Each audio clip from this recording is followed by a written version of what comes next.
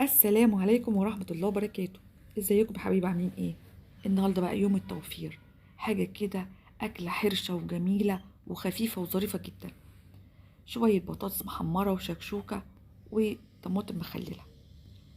الأول هنعمل الشكشوكة، شوية زيت على شوية سمنة، وهنحط بعد كده البصل. بصل الشكشوكة ما بنحمرهوش، احنا يا دوبك بيدبل.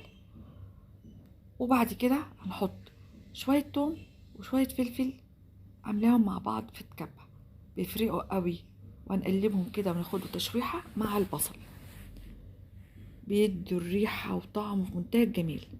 شايفة البصل بقى وصل عمل ازاي؟ انا بقى بحط كام طماطمايه كده مبشورين. ليه؟ عشان تبقى حمرة وتتسبك بسرعة، تبقى ظريفة قوي.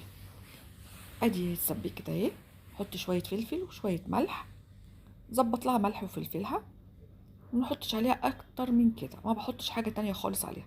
عايزة والله تحطي شطة حطي، مش عايزة خلاص. وادي البطاطس انا كنت بحمرها الناحية التانية.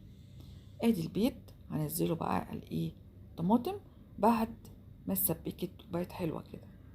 شايفين حمرا ازاي وجميلة؟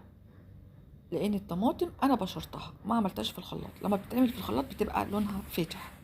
وبطاطس حمرتها والطماطم خللتها، شوفوا جميلة.